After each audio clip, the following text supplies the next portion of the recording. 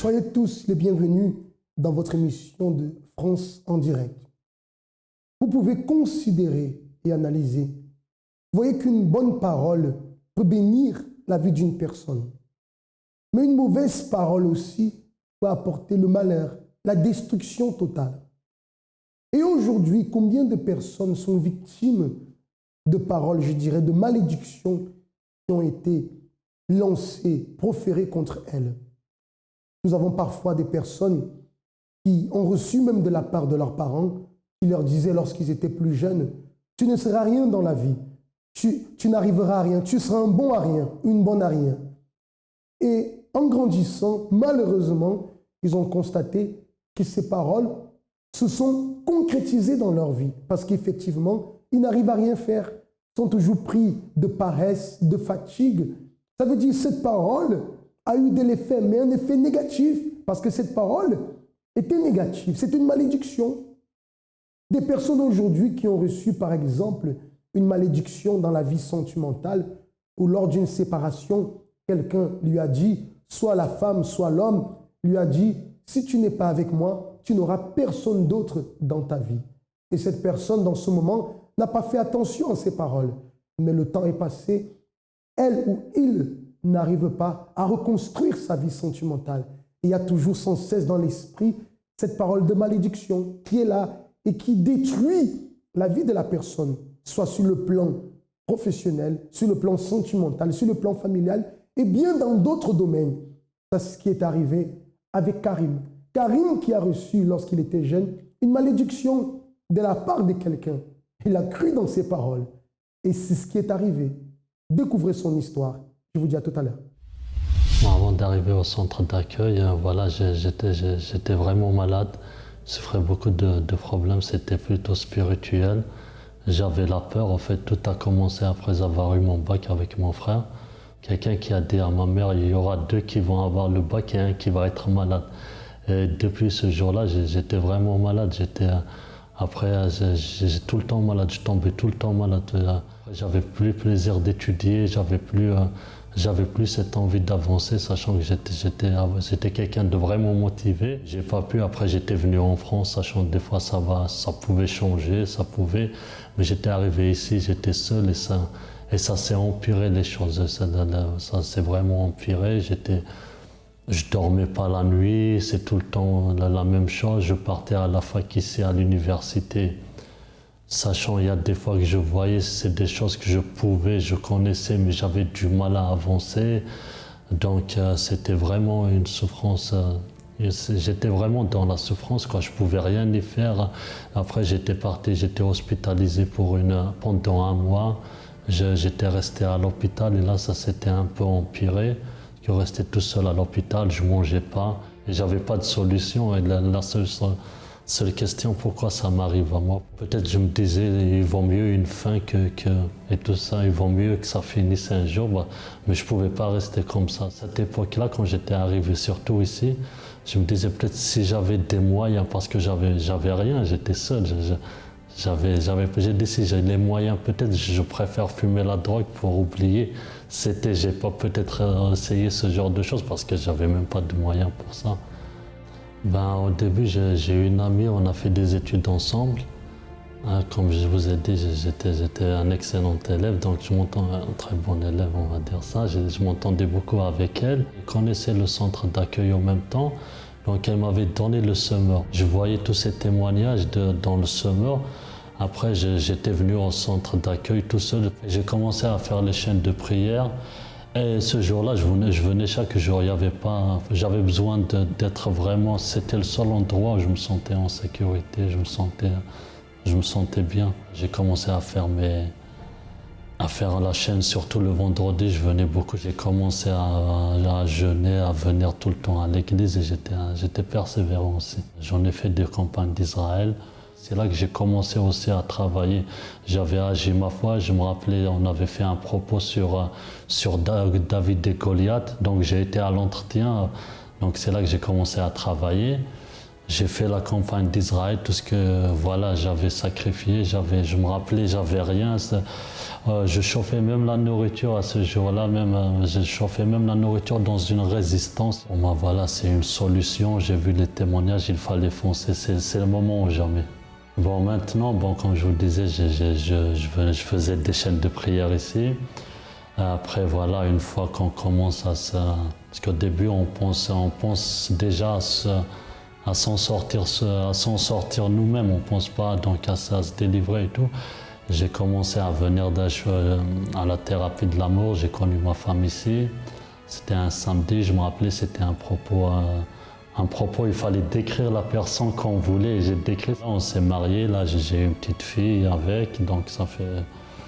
Donc voilà, maintenant je travaille, ma vie, j'ai eu un bel appartement ici. Je suis bien, moralement je suis bien, donc voilà, j'ai avancé, j'ai commencé à entreprendre, j'ai commencé à investir un peu. Voilà, j'ai fait des investissements à l'étranger aussi. Et je suis bien, c'est plus la même. C'est vraiment, des fois quand je retourne, je me dis c'était pas, non, c'est plus moi, c'est plus la même, c'est plus le même Karim. Cher ami, pensez avec moi.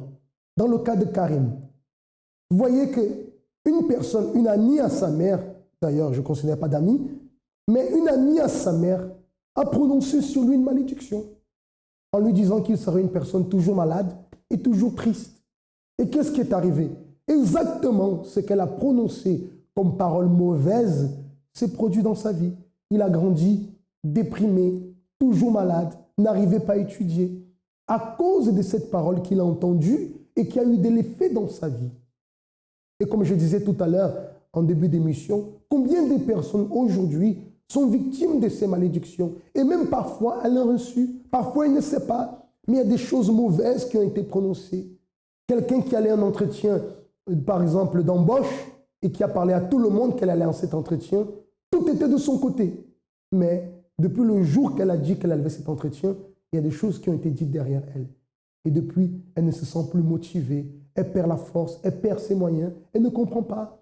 Peut-être à cause d'une parole de malédiction qui a été prononcée, cher ami. Ça existe de nos jours. Et je suis en train de parler, et peut-être vous qui me regardez, peut-être vous êtes victime d'une parole de malédiction qui a été lancée sur votre vie, soit peut-être lorsque vous étiez plus jeune, ou à présent, où quelqu'un vous a dit quelque chose de négatif, de mauvais, et vous voyez que cela est en train de s'accomplir dans votre vie. Mais comprenez que rien n'est perdu.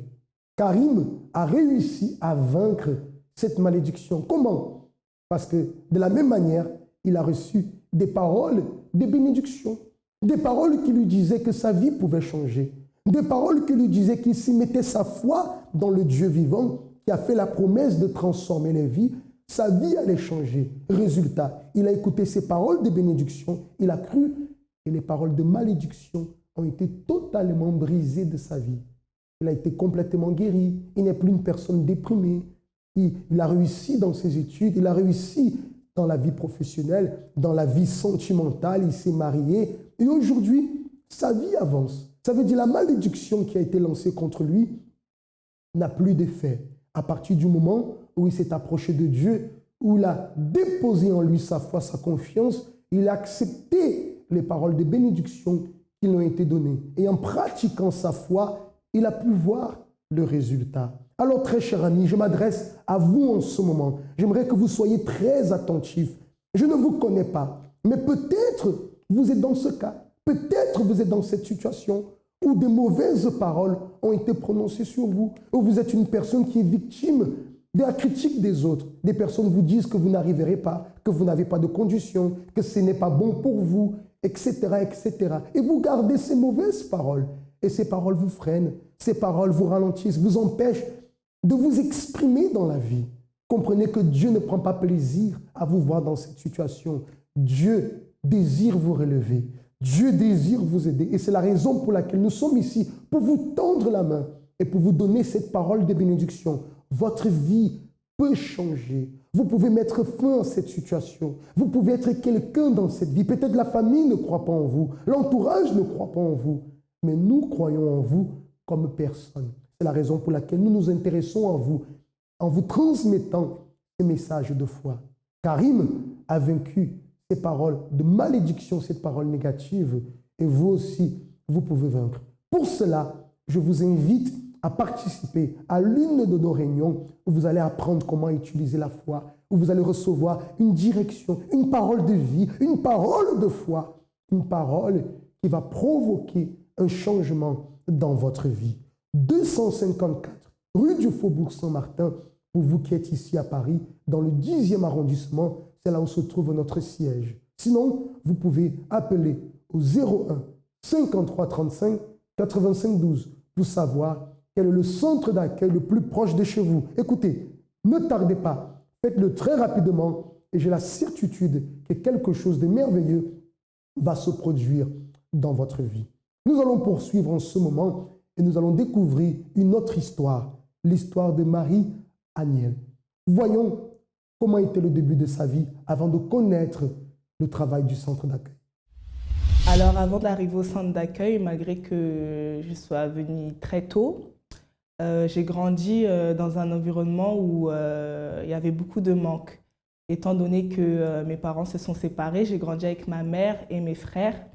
Et c'était vraiment dur puisque ma mère devait se battre, entre guillemets, pour pouvoir nous nourrir, pour pouvoir nous loger. Et on n'avait pas forcément toujours ce qu'on voulait. On manquait beaucoup de choses, c'est-à-dire que des fois, on n'avait pas forcément de quoi manger ou dormir. Plein de situations dans ce type. Et c'était vraiment difficile, en fait. J'ai grandi vraiment dans cet environnement-là. Et ça a créé plein de mal-être en moi. J'étais une enfant très complexée. J'étais une enfant très renfermée sur elle-même. Je me battais beaucoup avec mes grands frères. Donc j'ai grandi comme ça, en fait. Et j'étais une enfant problématique. Je ne respectais pas ma mère, je lui parlais mal. En fait, c'est comme si en fait, j'étais devenue un garçon, en fait, puisque je ne m'acceptais pas aussi comme j'étais, en fait, vu que bon, ma mère, elle était souvent au travail. Donc, ça fait que la plupart du temps, je restais avec mes grands frères, en fait. Et donc, on va dire que j'ai grandi dans un environnement de garçons. Donc, ça fait que je me comportais comme tel, je faisais comme tel. Et pourtant, à cette époque-là, j'étais encore à la petite école, en fait. Et lorsque j'ai commencé à assister au culte, à participer au groupe jeune, j'étais là, mais j'obéissais pas et bon, je comprenais pas aussi forcément, en fait. Donc, je vivais ma vie, je venais à l'église, mais je faisais ce que j'avais à faire dehors. J'ai commencé aussi à toucher à la cigarette. Bon, j'ai pas été une grande fumeuse, j'ai pas eu le temps. Mais quand j'avais des opportunités de fumer, entre guillemets, je le faisais. Je traînais avec de mauvaises fréquentations, je volais, je faisais plein de choses. Après, j'ai commencé aussi à connaître aussi les garçons. Je sortais avec les garçons. Voilà, je faisais plein de choses en fait qui n'étaient pas correctes en fait.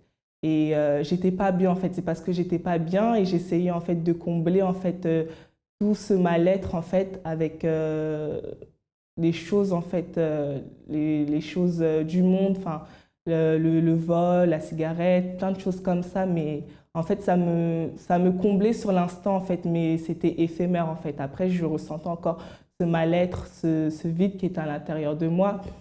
Le moment le plus difficile, ça a été vraiment dans mon enfance, en fait. Là où je manquais beaucoup de choses, que je n'avais pas forcément ce que je voulais, que de voir ma mère travailler, être malade, plein de situations comme ça a été vraiment dur, en fait, à supporter, en tout cas pour moi, puisque j'étais qu'une enfant et je ne comprenais pas forcément tout ce qui était en train de se passer. Mais ça me faisait mal, en fait, de voir ma famille, surtout ma mère, dans cette situation. Vous remarquez que la plupart des personnes qui arrivent ici au centre d'accueil arrivent avec une vie chaotique. Dans le chaos total, comme le cas de Marie-Aniel, un chaos, violente, en conflit avec la famille, vide à l'intérieur, enfin, pour résumer, dans une souffrance totale que je considère de chaos. C'est comme ça que les personnes arrivent ici. Mais lorsqu'on découvre le Dieu vivant et comment utiliser la foi qui nous révèle dans ses promesses, les choses changent complètement. Découvrons la suite de son histoire. Donc j'étais déjà dans l'église, ça faisait déjà un certain moment. Et arrivé à un moment donné, en fait, je me suis rendu compte que tout ce que j'étais en train de faire, en fait, ça me faisait en fait plus de mal que de bien, en fait. Puisque je continuais en fait à être mal, je continuais à être mal, en fait. Donc je voyais que ce que j'étais en train de faire, ça faisait aucun effet à part me faire du mal. Donc c'est là que j'ai commencé en fait à mettre véritablement en pratique les paroles, à vraiment en fait être attentif en fait et à vraiment pas juste venir, puisque je venais en fait déjà aux réunions, je participais déjà, mais j'y étais pas en fait attentive, j'y partais pas pour vraiment changer une situation ou autre en fait. Donc c'est quand j'ai pris vraiment conscience que voilà, que je ne pouvais pas continuer à venir quelque part, enfin à l'église, et rester comme ça, enfin rester mal intérieurement. Donc j'ai véritablement commencé à partir voilà, pour qu'il y ait un changement. J'ai commencé à être attentif, j'ai commencé véritablement à me donner, en fait, à mettre en pratique ce que les pasteurs disaient, ce que les responsables du groupe jeune donnaient comme conseil.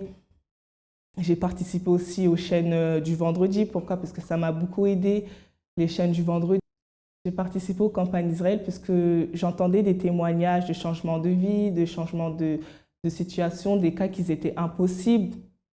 Donc voilà, moi, la première campagne d'Israël que j'ai participé, c'était vraiment en fait par rapport en fait à ma famille en fait. C'était par rapport à mon père, par rapport à moi-même, puisqu'en fait, c'est comme si en fait il me manquait en fait.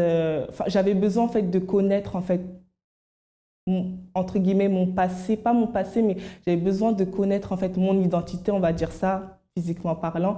J'avais besoin de connaître mon identité qui m'avait conçue. Pourquoi? Puisque c'était quelque chose que j'ignorais en fait. Donc ma première campagne d'Israël, ça a été vraiment en fait pour que Dieu puisse venir à reconstruire en fait ma famille et faire quelque chose pour que je puisse retrouver mon père en fait. La campagne d'Israël, pour moi, c'est une opportunité de changer une vie, en fait. C'est une opportunité de changer sa vie. Quand vous arrivez ici au centre d'accueil, nous ne vous parlons pas de religion. Nous vous parlons de changement de vie, de transformation de vie qui n'est possible que par un seul chemin, le chemin de la foi.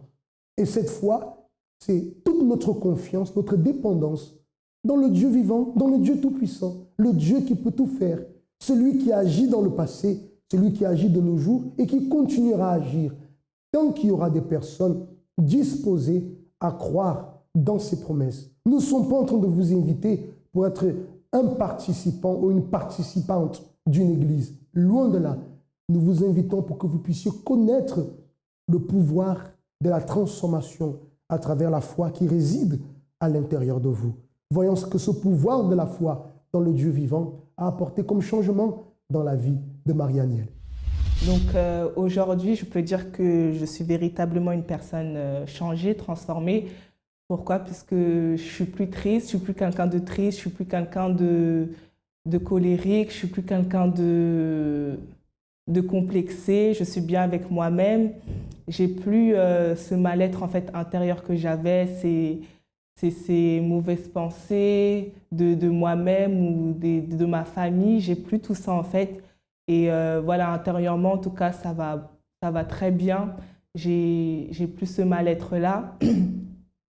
Aujourd'hui, j'ai retrouvé mon père. Aujourd'hui, la situation de ma famille s'est transformée en fait. Donc voilà, on manque plus de nourriture, on a un endroit où dormir, on a une situation stable. Avec mes frères, ça va. Il n'y a plus ces bagarres-là, il n'y a plus ces violences-là qu'il y avait entre nous. Voilà, je peux dire que véritablement, depuis que j'ai pris ma décision véritablement d'écouter et de mettre en pratique les paroles, ma vie, en fait, mon intérieur et ma vie a changé. Pour moi, le centre d'accueil, c'est mon école, c'est ma maison, c'est ma mère, en fait, parce qu'elle m'a appris beaucoup de choses, en fait. Elle m'a éduquée, elle m'a appris à vivre, en fait, à vivre une vie de foi, à vivre une vie avec Dieu. Elle m'a appris, en fait, à lutter, elle m'a appris à conquérir, elle m'a appris à plein de choses, en fait. Donc, pour moi, le centre d'accueil, ça représente... c'est comme une mère, en fait. C'est comme une mère et moi, je suis l'enfant. Vous n'avez pas réfléchi aux conséquences. Pour cette raison, vous êtes ici. Emprisonné à cause des choses dont vous pensiez qu'elles vous rendraient heureux. À cause d'addictions nocives, des relations perdues et des finances détruites. Votre pensée se retrouve prisonnière de vos échecs et de vos frustrations. Sachez que si vous désirez changer votre situation, le centre d'accueil a ses portes ouvertes tous les jours pour vous.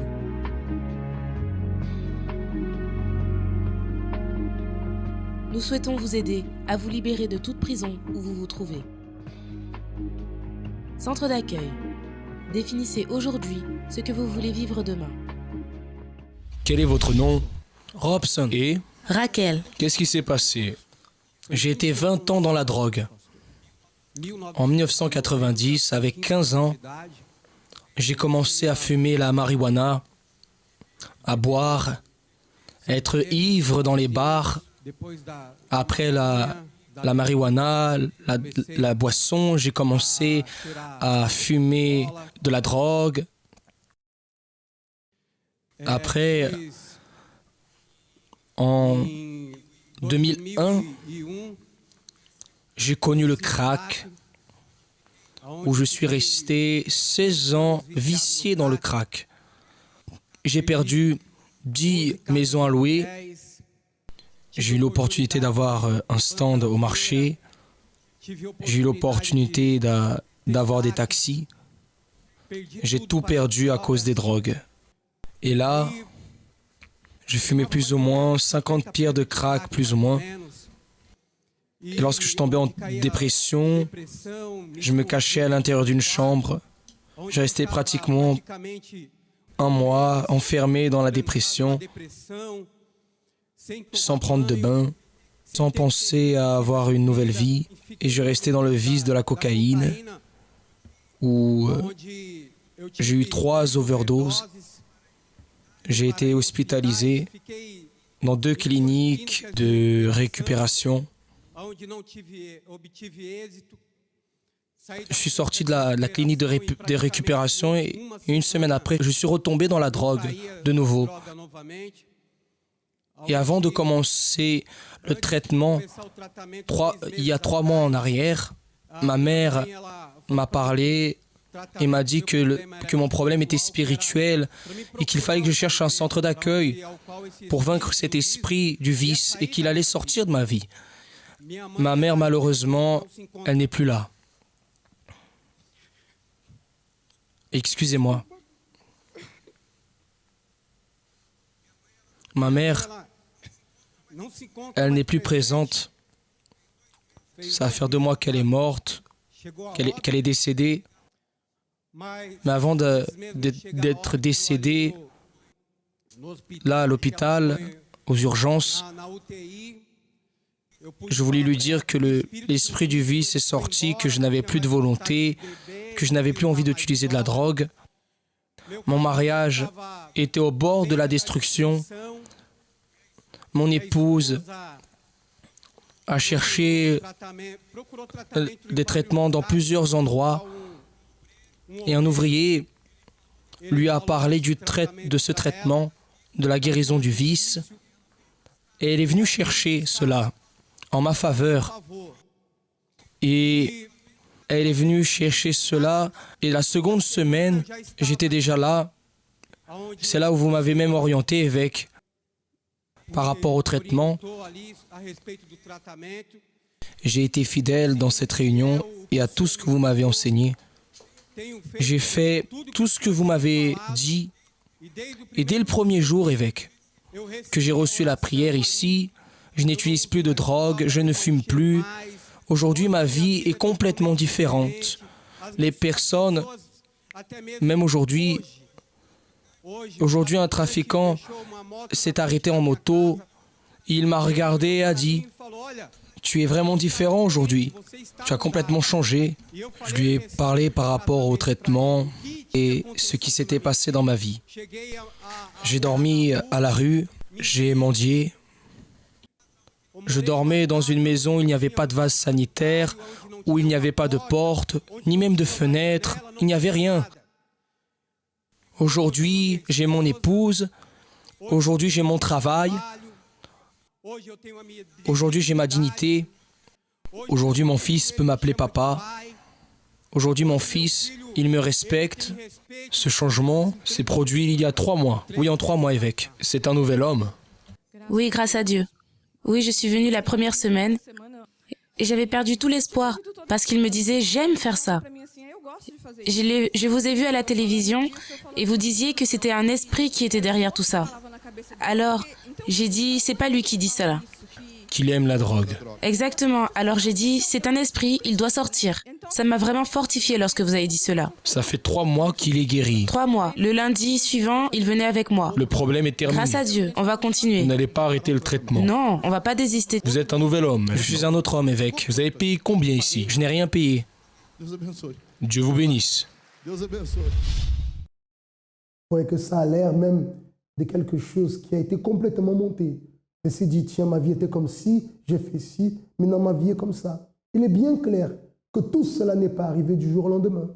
Cela ne s'est pas fait en une semaine, mais ce sont des semaines de lutte, pour certains cas des mois. Mais vous pouvez imaginer le désir qui existe dans la personne. Et lorsqu'elle arrive ici, elle met en pratique les directions qu'elle reçoit, soit à travers les chaînes de prière, à travers les campagnes d'Israël, à travers différents propos qu'elle reçoit ici au centre d'accueil. Et dans la persévérance, elle voit au fur et à mesure les choses changer jusqu'à la transformation totale. Et c'est ce qui vous attend. Nous ne sommes pas en train de vous dire que vous allez arriver au centre d'accueil et du jour au lendemain, toute votre vie va être transformée. Non. Mais je vous dis, j'ai la certitude que si vous venez avec foi, dès le premier jour, il y aura un impact sur votre vie. Et bien sûr, avec la persévérance, avec la détermination, la confiance dans les directions que vous allez recevoir et dans la pratique de votre propre foi, vous allez obtenir les résultats que Dieu lui-même y promet dans sa parole.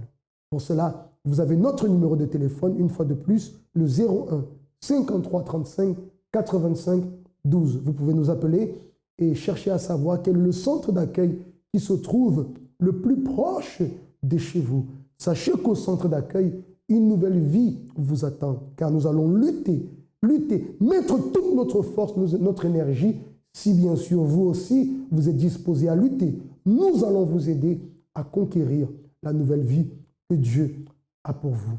Sur ce, je vous dis, chers amis, de passer un très bon moment. Je vous dis à très bientôt pour une autre émission France en direct.